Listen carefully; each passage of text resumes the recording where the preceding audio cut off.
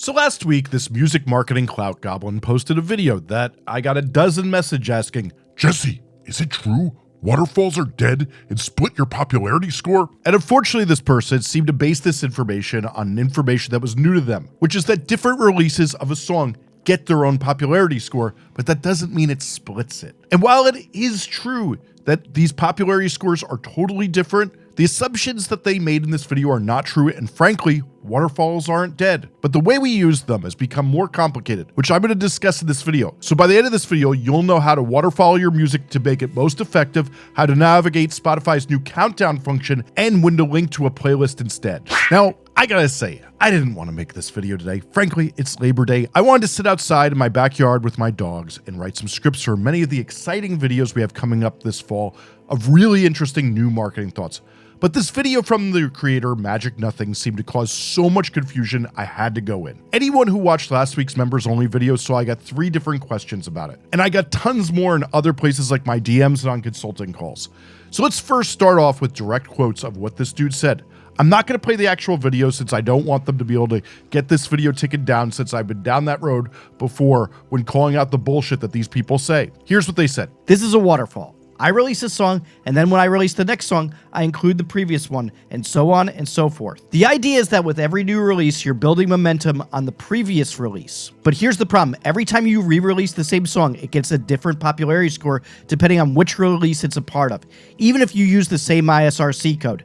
This means that you're effectively splitting up your momentum every time you re-release the same song, which is why Waterfall is dead. Oh boy. So a lot of people in his comments pointed out that while it's true each release gets a different popularity score, it does not split up your momentum and the popularity of that song. And really, Spotify puts these different unique IDs on songs, but the ISRC code is what is God at the end of the day. And Spotify is smart enough to see that if all these different releases of a song all belong to the same ISRC code and count it towards the popularity score. And there's a reason that the artists with the best strategists and minds in music still waterfall music to this day. And I'm not going to get into the total boring details of how you can see all this yourself, but I'll tell you where to find them in a few minutes. But one of the big things here is this is the problem with music marketing discussions on short form video apps today. This dude's whole thing is music marketing doesn't have to suck, but it sucks when you leave up videos that everyone tells you you're wrong about, including me, so you can get traffic to your course, cohort, or wherever the hell they're calling this crap these days that these people sell. Yes, really, people are still selling silly courses on music marketing in 2025. And the issue is that me and many other professionals called them out in the comments and told them that he read this data wrong, and he saw them, responded to them, and chose to leave up the video because it was getting him attention. And the reason this is so bad is people are using this information to decide how to get their dreams accomplished, and people's dreams do ride on good strategy, which is why some of us take this very seriously. But he decided to leave it up anyway. He also said at the end, I usually block this kind of exchange, but Jesse's a pro and his presence matters. And frankly, once people pointed out that it was fucked up that he was leaving it up, he blocked me and took all those comments down. What? Funny how that goes, isn't it? I uploaded the exchange since he deleted it, and it's linked in the comments if you want to see it. And here's what makes it even more worse to me. After people pointed out he was wrong, and he made another video with the same misinformation. And this is the problem with so many of these people who create for attention for their courses, is they're motivated by the clout instead of actually educating people on how to pursue their dreams. So when most responsible people learn about something that seems odd and no one else noticed it, they vet the idea a bit and maybe ask an expert or two to make sure that they're getting this right. So I did that for him since he couldn't do it, and it took me 5 whole minutes. First, I went to Luke Mansell of Music Stacks, which if you don't know is a website that allows you to see Spotify's data and your popularity score. And Music Stacks has this sick premium feature that many labels use to track how their marketing is actually affecting their popularity scores, where it'll show you a day-by-day tracking of how your popularity score is going up and down depending on the things you do. And since Luke sees more Spotify data than anyone, I figured he's a good person to ask. Luke said, Not too sure what he's on about. New releases of the same song with the same ISRC get new Spotify UIDs so they get their own popularity score. This has always occurred since we started tracking popularity scores 5 years ago. Meaning that it's been this way for 5 years. So then after that, I spent another whole minute going to Glenn McDonald, who was Spotify's chief data alchemist, helped write the algorithm, and wrote the amazing book on music listening and data, You Have Not Yet Heard Your Favorite Song. He told me, and I quote since it's a little rough, "No, that TikTok is dumb. Spotify combines play counts for all release appearances of the same song. You can easily see this for yourself by looking at any artist you like who puts out singles. and he concluded it with, Waterfall is a solid default strategy." damn. I don't know if this could be more definitive that Magic Nothing is spreading misinformation and wrong about this. And if you want to hear even more details on this, I have a podcast called My Point 4 Cents with other music marketers that I really respect named Dustin Boyer, Andrew Southworth, and Matt Bacon. And one of the things we do on that podcast is we bat around these ideas and hold each other accountable. So we got into this even more, and frankly, we differed on some opinions, but it's pretty interesting to see where we land here. So make sure you subscribe to My Point 4 Cents on YouTube or your favorite podcast app. But now that we've gotten that out of the way, let's discuss how you promote your music, since between waterfalls, countdowns, and playlists, there's a lot of stuff you could be doing here and a lot that can easily go wrong. So give me like 30 seconds to cook on why waterfall releases are important. And I know some of you may think the waterfall method is some sort of Brooklyn childbirth method, but it's actually a way to release your music.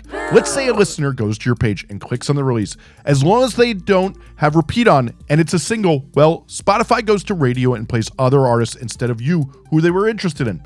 But if they click a waterfall release before you release your EP or LP, it'll keep playing the other songs in that waterfall and potentially build a deeper relationship with you, and that person will become a fan, which is our end goal, right? Now, you could do a lot of arguing on how important this is, since from every study I've read, fans tend to click the most popular songs list when investigating an artist. But since most people are coming to an artist to listen to them, they'll often click the release on the song they want to hear, or if they're coming from a playlist, they may click on the album and then they get on a waterfall and then they'll hear your songs repeatedly. So this subtlety, when accumulated a bunch of times and you've done it a bunch of different ways, can add up to a lot more plays and a lot more people going deeper with you, which is why waterfalls are important and why I'm making such a big deal about coming after this. Now, let's remember, you can leave waterfalls up on your discography page after you put out an album, take them down when you release your album, change the order, do whatever you'd like as long as your distribution allows it in their interface. Unfortunately, different distributors have different controls for waterfalls, so I can't be too general here since some of them are a little more primitive than others and allow different things. But the point being, waterfalls make it so that fans often go deeper with you, and also so you get more plays on other songs in your catalog. I have literally switched people over to waterfalling before and dramatically increased their streams and their streams per listeners. So let's get into, though, to the best strategy for waterfalls. So let's talk the usual case scenario. If you're thinking of putting out an EP or an LP and you haven't figured out what you're doing and you're just releasing singles till you figure out if it's going to be an album, EP, or whatever, well, releasing it to a waterfall is a really smart strategy. Some people even release a dozen songs or more into one. Famously, the artist Lauv did this with their classic record, How I'm Feeling. The real answer for how you do this is however many singles you want to be promoting for 4 to 8 weeks at a time. As long as you're not promoting songs that shouldn't get promoted because no one's really going to get into them, well, you can keep doing this until you release an album. But let's throw a wrench in that because there's some new things that make this advice even more complicated.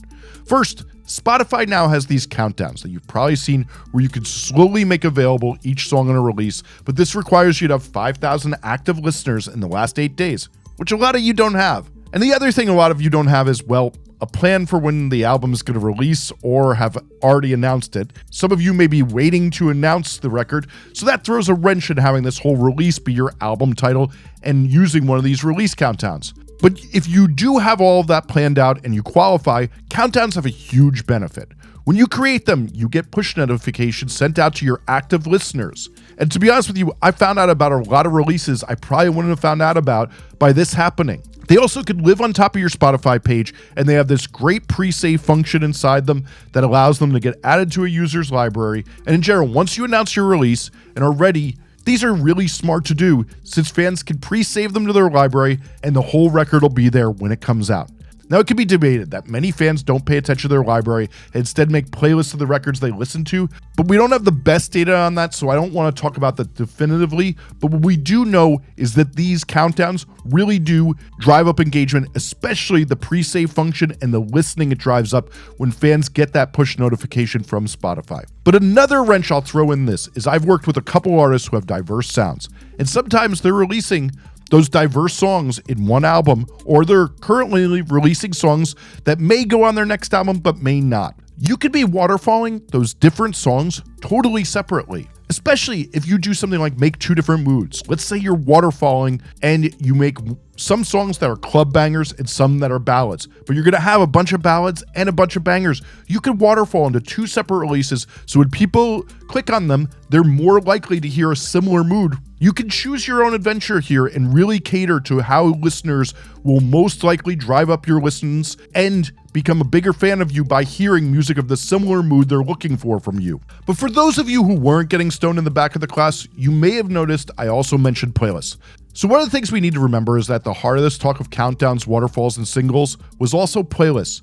So on your profile, you can highlight playlists you've made, and as well, you can share your songs across the internet with playlists so that when people click into them, they can hear a whole bunch of songs of yours. In fact, your whole discography, if you'd like, in an order you predetermine in that playlist. And if you do this, you can often drive up the songs per listener, and this can be far more effective than a waterfall, since you can often have dozens of songs in these that people may listen through as opposed to the 3 to 5 in a waterfall. And obviously, as you have more of those songs, and if people keep listening through them because they like what they're hearing, that could double, triple, quadruple, or whatever your engagement and your songs per listener. My basic mode here is that waterfalls are really good for people who are clicking through the apps so that we drive up those people whose experience we're not creating for them. But if you're sharing and bringing people in through Instagram stories, mailing list or SMS blasts, or any other way where you share music, you should be sharing to a playlist at all times. But you should make a waterfall for those who navigate to your profile, perhaps looking for a song they head to after hearing it on TikTok or Reels, and if they click on your popular releases, they'll get more of your songs, or if they click on one of your releases with that song title, well, they're likely to then hear more songs from you and become a bigger fan if they like what they hear, and that's a good best practice. But if you want a little extra sauce and you're doing playlists, this is what I would really share, and I encourage every artist to do this. Put this in the description of your playlist. Tap the plus to be the first to hear new songs as they're released. And then what you're gonna do is every time you put out a new song, you're gonna retitle this playlist. It's gonna be what you share, and you put your new song at the top of it. But then all of your previous songs are in there in an order that you can curate as to what will best convert people to new listeners and go deeper with you. And if they actually save that to their playlists, that will be there whenever they go to listen to your song and that playlist they saved. Meaning it's in a listener's library for as long as they keep it there, and then they can see that you have new songs and probably check them out. So in general, here's your TLDR. Waterfalls are great, and don't split up your popularity score. They can be great to use if you don't have enough active monthly listeners and you don't know where you're going, or you just want to increase longer sessions with listeners. If you have an album you're ready to announce and promote and you qualify for countdowns, they are optimal and you should do them and release into those. And if you're sharing your music, it's often best to share a playlist. But now you're probably asking, how do you do a waterfall inside your distributor? Well, this is where I bow out, but I'm going to tell you how to figure it out because I don't want to spread bad information. All the major distributors change this here and there, and usually right after I make a video like this, and they're all different, and every time I give instructions on how to do it, they change it. So simply hit their help manual on how to do a waterfall. They all have one, and as you can see, either on Google or in their help centers, you can easily find a guide to it because they're asked this all the time, since waterfalls are something that artists do both big and small every single day. So here's the thing. While you just learned all this, if you really want to grow your fan base, you need to understand how to release music best in 2025. And I have a definitive video that'll tell you everything you need to know, which is on the screen right now. So make sure you watch that next if you really want to level up. Thanks for watching.